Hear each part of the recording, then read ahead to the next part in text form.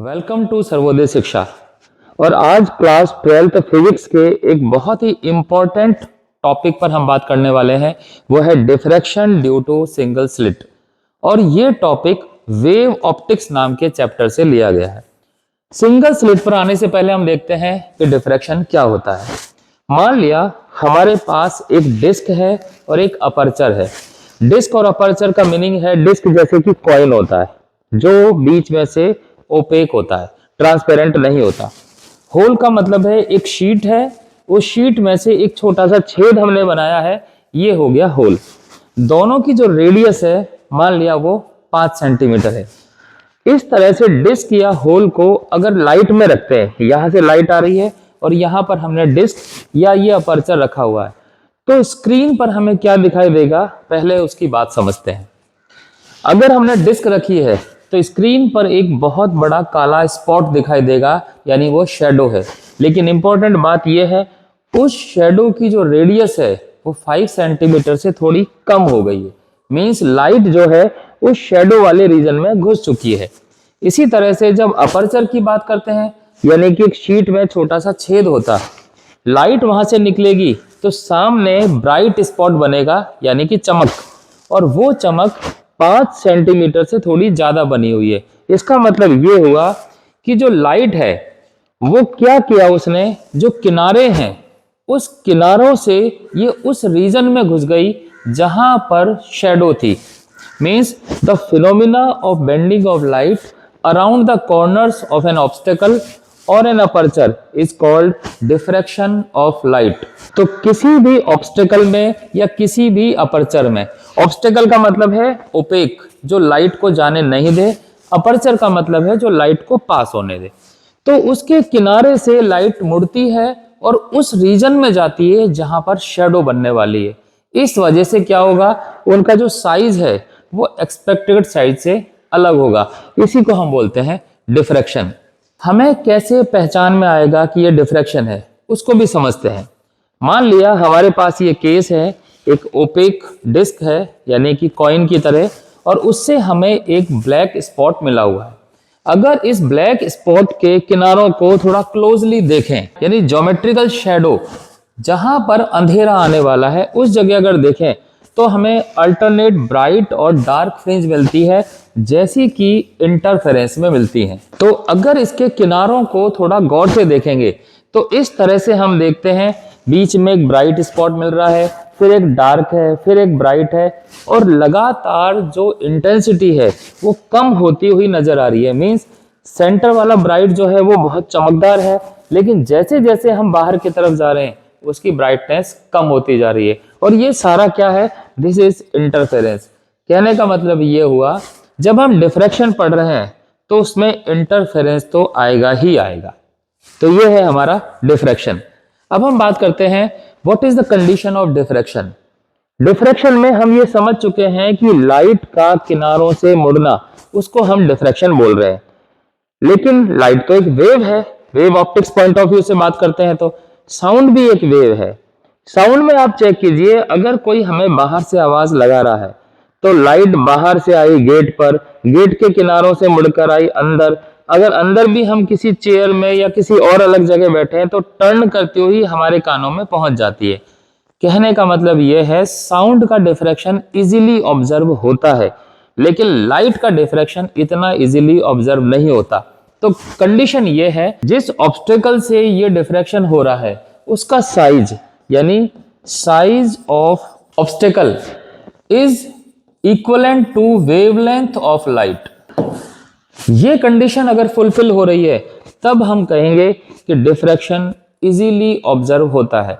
अगर हम लाइट की बात करते हैं, लाइट की वेवलेंथ होती है करीब 4000 से 7000 एंगस्ट्रॉन, और वो इतनी कम है कि जनरली जितने ऑब्जेक्ट हमें अपने आसपास दिखाई देते हैं, जैसे विंडो, दीवार, चेयर, अलमीरा, इन सब का साइज तो बहुत ज्यादा है मीटर्स में, और लाइट है 10⁻⁻10 मीटर में। इसलिए लाइट का डिफ्रैक्शन इजीली ऑब्जर्व नहीं होता। लेकिन अगर ब्लेड के जो किनारे होते हैं, बहुत शार्प अगर कोई ब्लेड है, उसके किनारे से अगर हम डिफ्रैक्शन करके देखेंगे तो हमें डिफ्रैक्शन ऑब्जर्व हो जाएगा। तो ये है कंडीशन ऑफ डिफ्रैक्शन। यही कारण है कि डिफ्रैक्शन करने के लिए, लाइट का डिफ्रैक्शन करने के लिए हम बहुत पतले किनारों का इस्तेमाल करते हैं। अब हम आते हैं अपने मेन टॉपिक पर, that is diffraction due to single slit. पहले समझते हैं कि स्लिट क्या है। स्लिट के लिए ये एक शीट है, उस शीट में इस तरह से रेक्टेंगुलर एक होल बना दिया गया है। बुक्स में जो डायग्राम है वो इस शीट को थोड़ा सा साइड में यहां से देखते हुए बनाया है, तो इस वजह से हो सकता है कि कुछ जगह ये डायग्राम समझ में नहीं आता होगा। जो स्लिट की ये जो विड्थ है, यहां से ये चौड़ाई है, इसको आमतौर पर डी या ए मानते हैं, कहते हैं स्लिट विड्थ है। तो इस डायग्राम को जब यहां देखते हैं तो यहां पर ये छोटी सी जो चौड़ाई दिखाई दे रही है, ये भी स्लिट विड्थ हुई। अब स्लिट विड्थ होने के बाद इससे फर्क क्या पड़ता है? इससे फर्क पड़ता है कि जो भी लाइट वेव इससे पास होगी वो सिलेंड्रिकल वेव फ्रंट बनाएगी। इस बात को भी समझते हैं। मान लिया हमारे पास है ये स्लिट, मैं इसका वो व्यू बना रहा हूं जिससे हमें पता चले कि ये स्लिट इस तरह से है। जब लाइट इसके पीछे से आई, this is plane wave front, तो लाइट इस किनारे से निकलेगी। अब एक सिलेंड्रिकल यानी कि एक लाइट जो है, एक लीनियर सोर्स से लाइट निकलती है तो सिलेंड्रिकल वेव फ्रंट बनाती है। तो इससे निकलने वाला जो वेव फ्रंट होगा वो इस तरह से होगा। ये पहला, इसकी दूसरा बनाएंगे तो वो कुछ ऐसा निकलेगा। तो इस तरह से हाफ सिलेंडर फॉर्म में वेव फ्रंट निकलेंगे। इस स्लिट से निकलने के बाद जो लाइट दिखाई देगी डायग्राम में, वो हमें ऐसे सर्कल फॉर्म में दिखाई देती है। बेसिकली ये एक सिलेंडर है जिसका साइड व्यू है जो हमें दिखाई देता है। अब हम समझते हैं सिंगल स्लिट से एक्सपेरिमेंट करते समय क्या सेटअप है, और उसको थोड़ा सा पहले हम समझ लेते हैं। यहां हम देखते हैं एस जो है वो एक सोर्स है, मोनोक्रोमेटिक लाइट का सोर्स है, और ये वहां रखा हुआ है जहां L1 लेंस का फोकस है। इससे क्या होगा, फोकस से जो लाइट जाती है वो लेंस से निकलने के बाद पैरेलल हो जाती है। तो इससे निकलने वाली लाइट जो है वो पैरेलल बीम की फॉर्म में होगी। L1 make the beam monochromatic light parallel, तो लाइट पैरेलल निकलती है। Distance of screen from the slit is D, यानी कि स्लिट है ये AB। यहां पर देखिए जो हमने डायग्राम में बहुत छोटा सा D दिखाया था, इस यहां पर बहुत बड़ा दिख रहा है। तो इसका मतलब ये नहीं कि हम सोचने लग जाए कि इतना चौड़ा कोई होल होगा। ये होल होता है बिल्कुल बाल के बराबर। तो ये बहुत छोटा है D, डायग्राम में ज्यादा दिखाया गया है।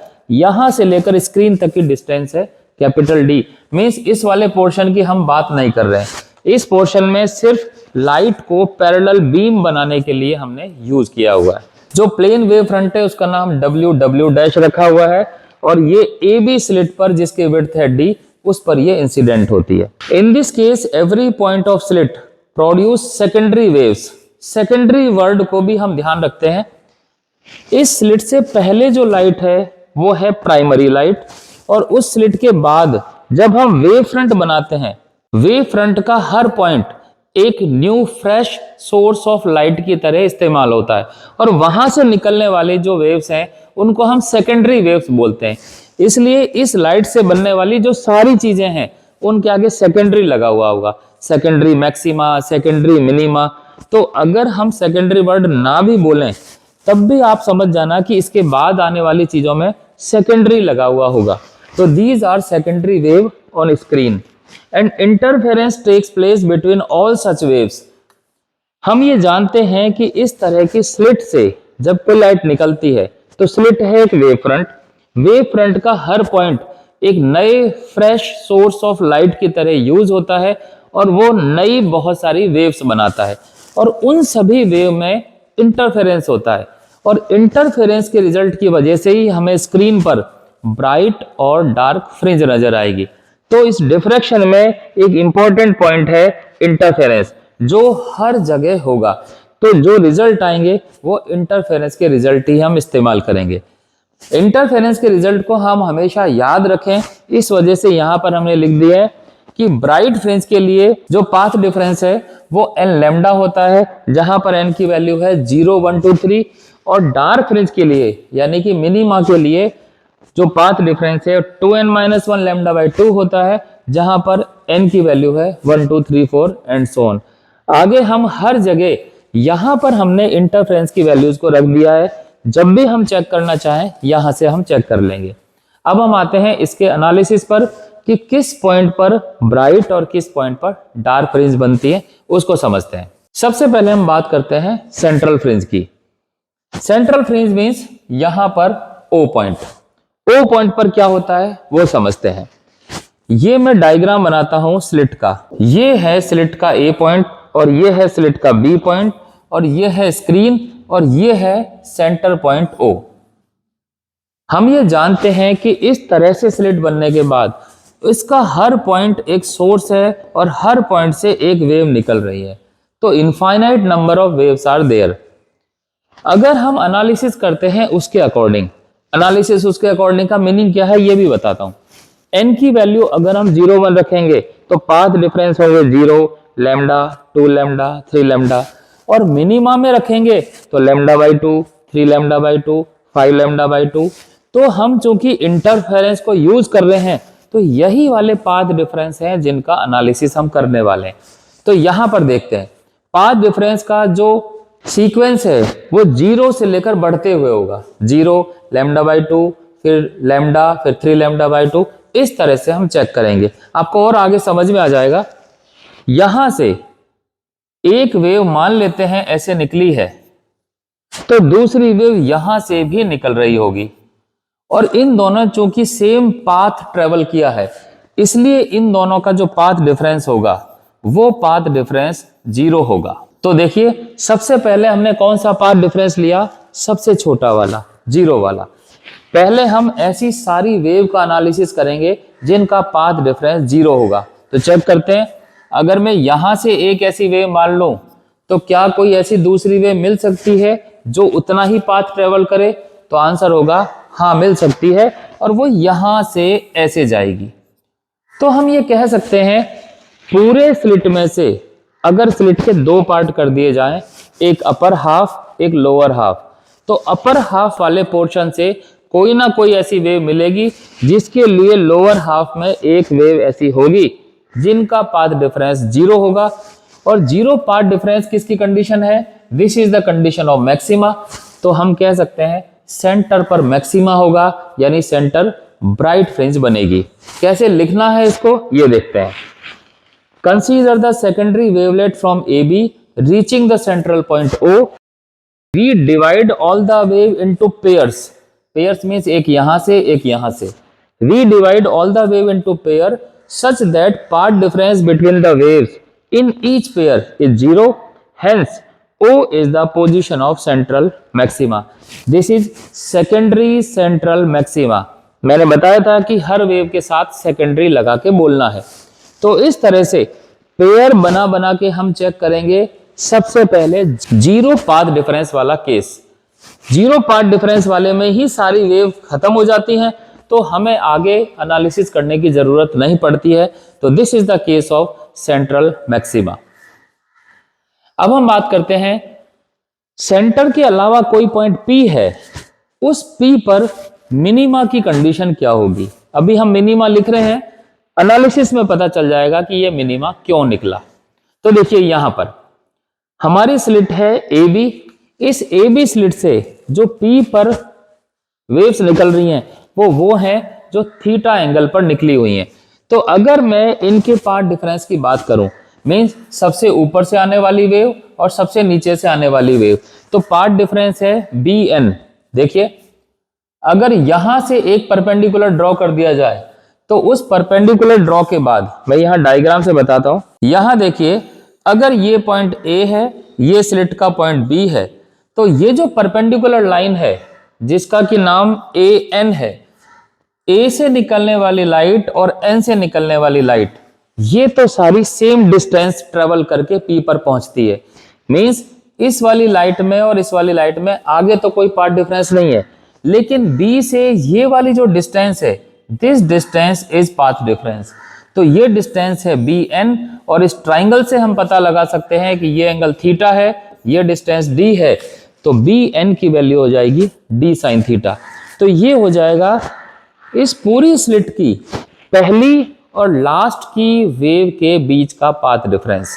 ये है BN equal to D sin theta. यहां ये डिफरेंस याद रखना, यहाँ पे पाथ डिफरेंस की जो कंडीशन है वो किसी दो वेव की है, यहाँ जो कंडीशन है वो उससे डिफरेंट है, ये पहली और लास्ट वेव की कंडीशंस है। आगे देखते हैं। We will check the intensity of light at point P for every value of path difference। जैसा कि हमने पहले बताया, वहां से हम हर एक पाथ डिफरेंस चेक करेंगे 0 से बढ़ते हुए क्रम में, और हर पाथ डिफरेंस के लिए हम चेक करेंगे कि P पॉइंट पर इंटेंसिटी ब्राइट है या डार्क, मीन्स मैक्सिमा है या मिनिमा। फिलहाल हम मिनिमा का केस ले रहे हैं, तो आगे देखते हैं। पाथ डिफरेंस की जो वैल्यूज हम चेक करेंगे वो है 0, λ/2, लैम्डा, 3 λ/2। ये सारी वैल्यूज वहां से हमने लेके यहां रख दी हैं, क्योंकि हम इंटरफेरेंस की कंडीशंस पर काम कर रहे हैं। यहां हम देखते हैं कि पाथ डिफरेंस 0 कभी नहीं हो सकता, क्योंकि जब पाथ डिफरेंस कुछ ना कुछ दिख रहा है तो 0 तो होगा नहीं, ये 0 से कुछ बड़ा होगा। इसलिए इस पहली वाली कंडीशन को तो हम छोड़ देते हैं, ये हम नहीं लेंगे। और वैसे भी सेंट्रल ब्राइट फ्रिंज बनाते समय पाथ डिफरेंस 0 की कंडीशन ले चुके हैं। अब हम अगली कंडीशन लेते हैं, ये लैम्डा वाली कंडीशन। ध्यान रखना, हमने ये वाली कंडीशन छोड़ दी है। ये वाला केस हम स्टार्ट करते हैं। लैम्डा केस जो है वो क्या होगा उसको समझते हैं। हमने यहां पर कुछ इस तरह का डायग्राम बनाया हुआ है, ये ए है, ये बी है, यहां से एक लाइट ऐसे निकली हुई है, एक लाइट यहां से ऐसे निकली हुई है, और ये बाद में जाके पी पॉइंट पर पहुंच रही है। ये है स्क्रीन का कोई पॉइंट पी। हम एनालिसिस यहां करने वाले हैं, इसलिए हम अपना फोकस यहां रखते हैं। ये एन पॉइंट है, और इस बी एन को हम कह रहे हैं दिस इज लैम्डा। हमने पहली कंडीशन ये मानी है। अब सोचिए, जब इस लाइट में और इस लाइट में पाथ डिफरेंस लैम्डा है, तो सेंटर से अगर एक लाइट और मान लेता, क्योंकि हम तो इनफाइनाइट लाइट मान सकते हैं, तो ये लेंथ यहां पर होती है λ/2। कहने का मतलब है मैं स्लिट के दो पोर्शन कर रहा हूं, पहला पार्ट ये वाला और दूसरा पार्ट ये वाला। This is first half, this is second half, यानी ये अपर हाफ, ये लोअर हाफ। यहां पर देखने वाली बात है, पाथ डिफरेंस चेक करने हैं। कोई ऐसी दो वेव देखेंगे जिनके बीच का पाथ डिफरेंस क्या 0 हो पाता है, तो 0 तो यहां नहीं होगा, क्योंकि सबसे पहली ही कंडीशन हमने चेक कर ली है। सारी वेव जो हैं उनके बीच में कुछ ना कुछ डिफरेंस जरूर है। तो 0 के बाद अगली कंडीशन है λ/2, इसको चेक करते हैं। तो देखिए, अगर कोई लाइट यहां से निकली और कोई यहां से निकली, मैं इसको नाम 1 दे देता हूं, इसको नाम 1 डैश दे देता हूं, तो इन दोनों के बीच में पाथ डिफरेंस λ/2 होगा। अगर कोई यहां से निकली नंबर 2 और इतनी ही डिस्टेंस में यहां से निकली, उनके बीच में भी पाथ डिफरेंस λ/2 होगा। इसी तरह से यहां से एक निकाली और एक यहां से भी निकाली, तो उनके बीच में भी पाथ डिफरेंस λ/2 होगा। कहने का मतलब यह है, इस फर्स्ट अपर हाफ में हर वेव के लिए सेकंड हाफ में कोई ना कोई ऐसी वेव जरूर मिल जाएगी जिसका पाथ डिफरेंस λ/2 होगा। और इंटरफेरेंस के अकॉर्डिंग इस तरह का पाथ डिफरेंस जहां होगा वहां पर मिनिमा बनता है। कहने का मतलब यह हुआ, इस कंडीशन से हमें पी पॉइंट पर जो मिलेगा वो मिनिमा होगा।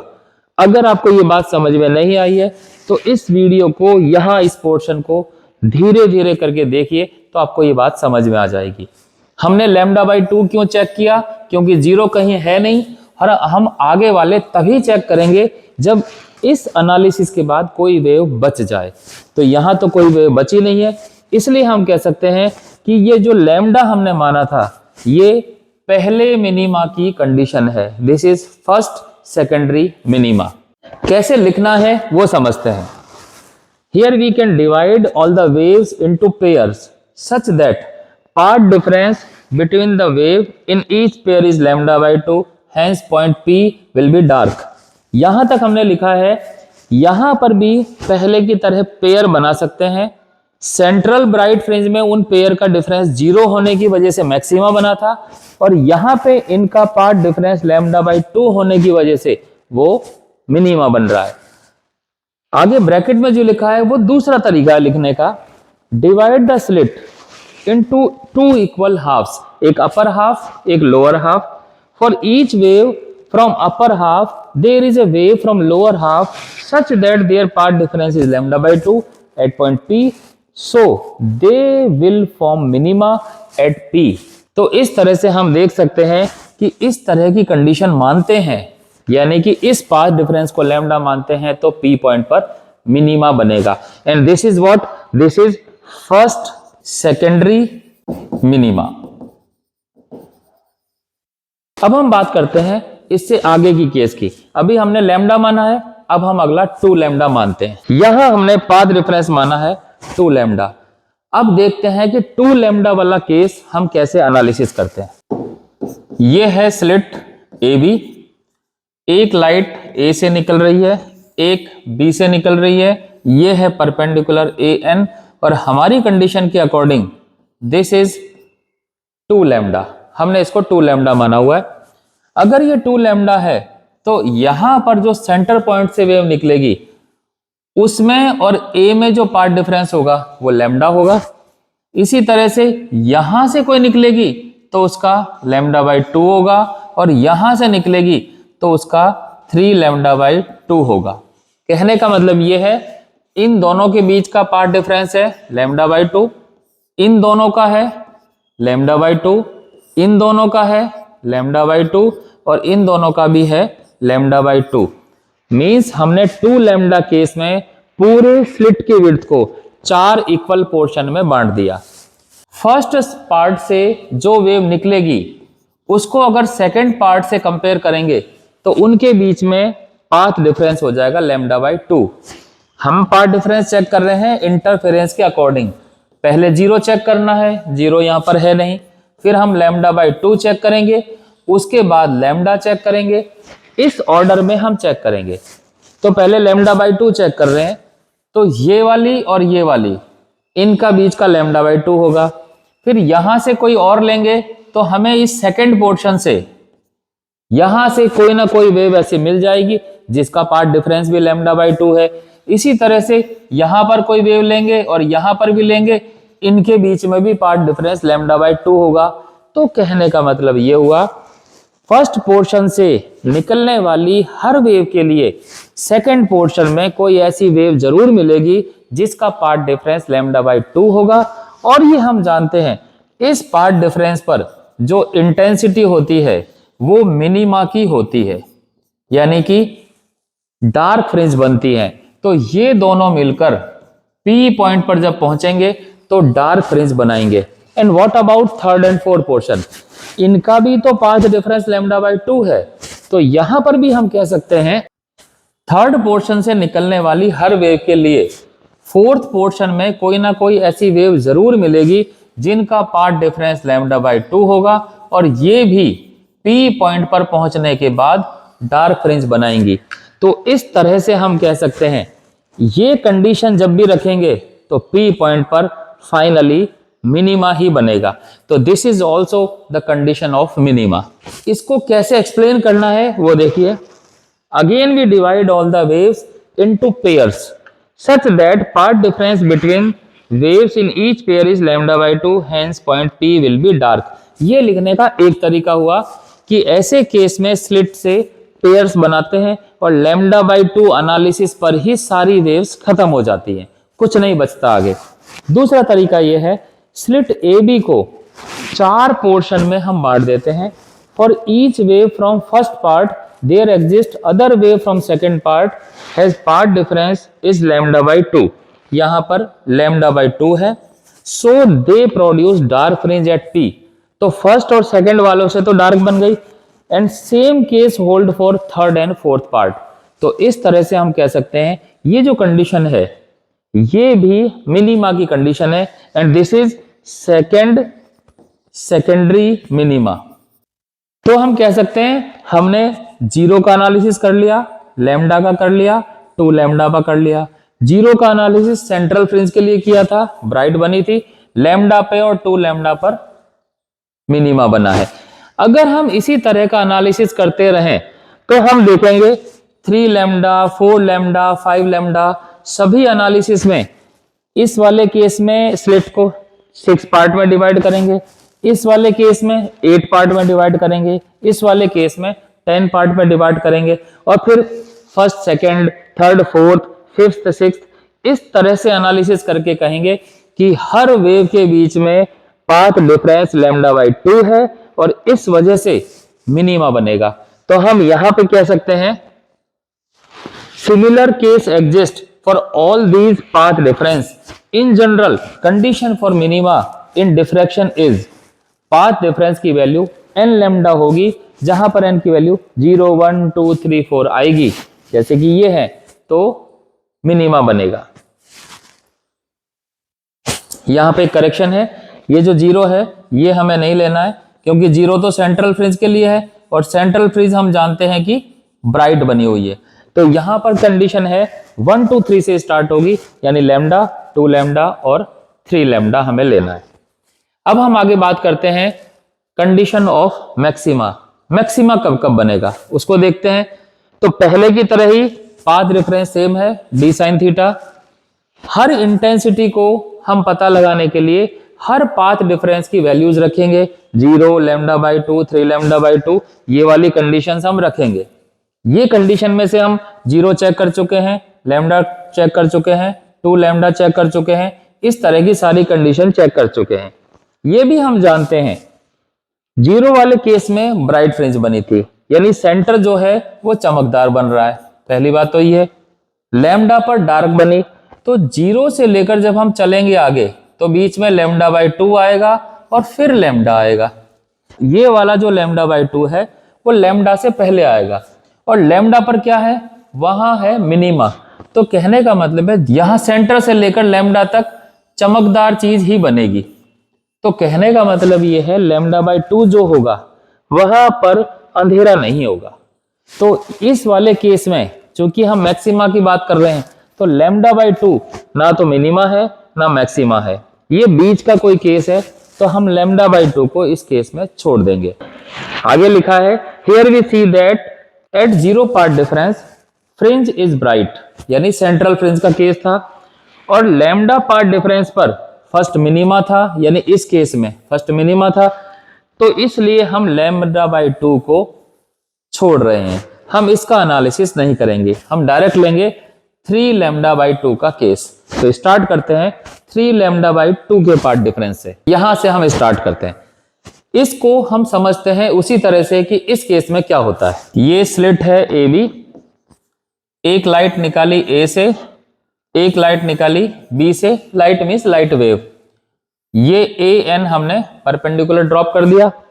हमने कंडीशन ले रखी है BN इज 3 λ/2। अब फिर से हमें पाथ डिफरेंस का एनालिसिस करना है, 0, फिर λ/2, फिर लैम्डा एंड सो ऑन।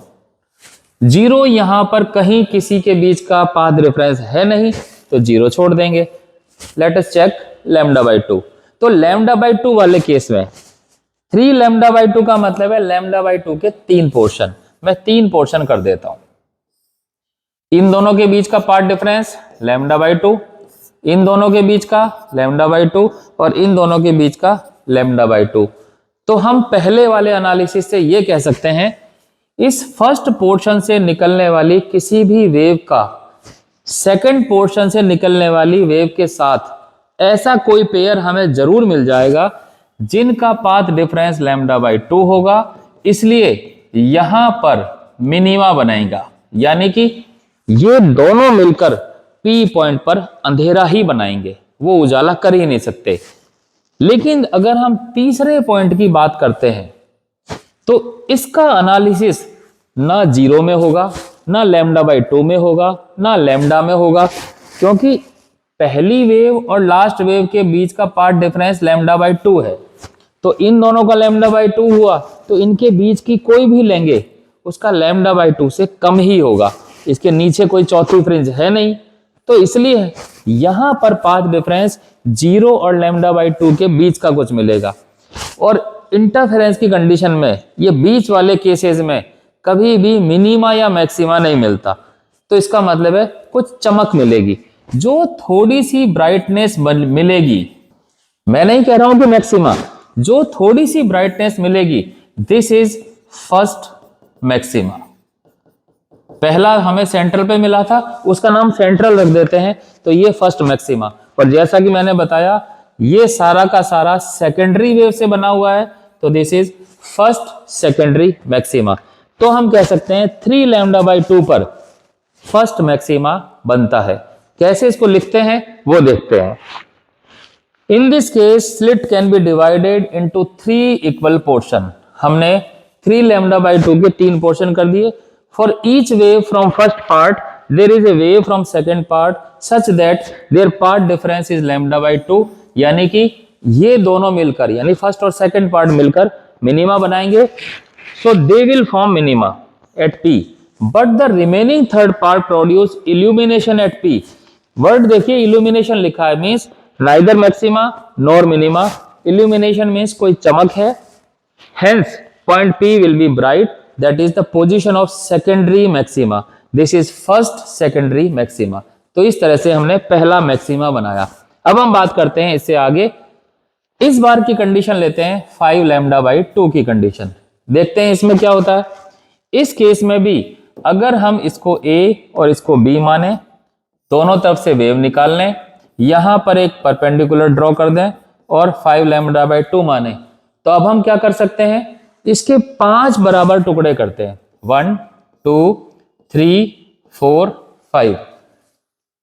यहां से पाथ डिफरेंस लैम्डा बाई 2, इसका लैम्डा बाई 2, इसी तरह से बाकी का भी।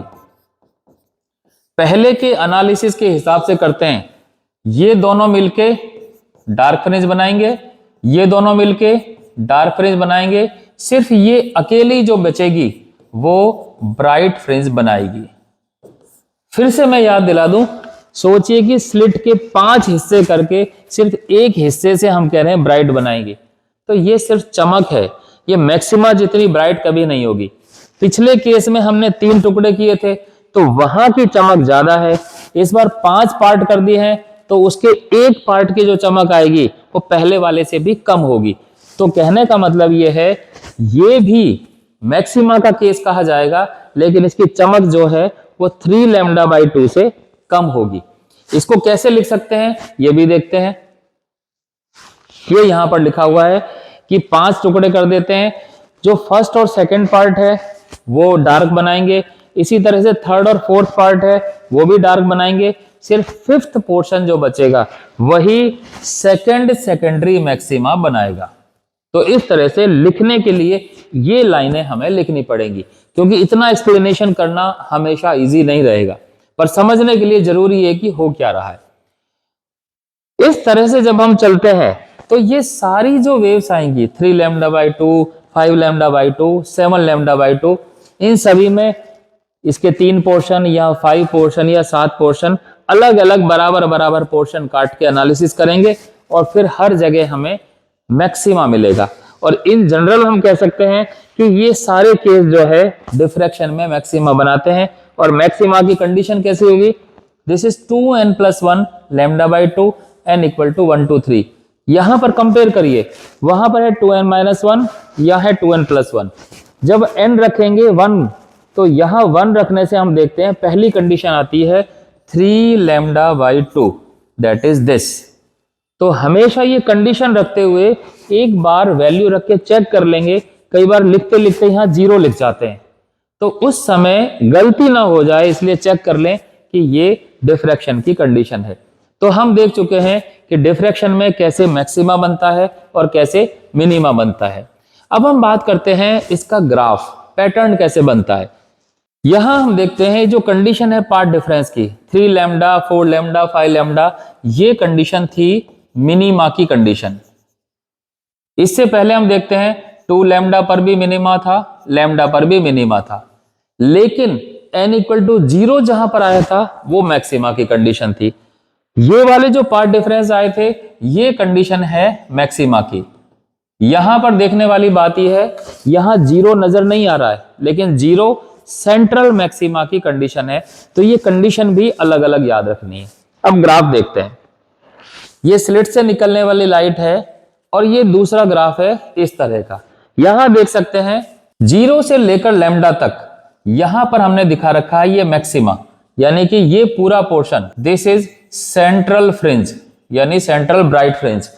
जो लैम्डा बाई 2 है वो कहीं बीच में आया होगा, इसलिए हमने लैम्डा बाई 2 नहीं लिया था, क्योंकि लैम्डा बाई 2 पे ना मिनिमा मैक्सिमा है ना मिनिमा है। लैम्डा के बाद 2 लैम्डा, दोनों तरफ यहां पे देखिए, ये भी मिनिमा ये भी मिनिमा, इधर ये भी मिनिमा ये भी मिनिमा, ये वाले केस जो हैं मिनिमा के केस थे। और जहां पर चमक है वहां पर इस तरह से देख सकते हैं दिस इज मैक्सिमा। और यहां पर यह भी बात मैं बता दूं आपको, सेंट्रल फ्रिंज की जो चमक है उससे कम चमक इधर है और उससे भी कम चमक इधर है, यानी ये केस है 3 लैम्डा बाई 2 का, ये केस है 5 लैम्डा बाई 2 का। तो ये है इसका ग्राफिकल डिस्ट्रीब्यूशन। तो इस तरह से हम समझ सकते हैं कि डिफ्रैक्शन में सिंगल स्लिट से ये पैटर्न कैसे बनता है और पाथ डिफरेंस की किस कंडीशन से मैक्सिमा और मिनिमा बनता है। Thank you.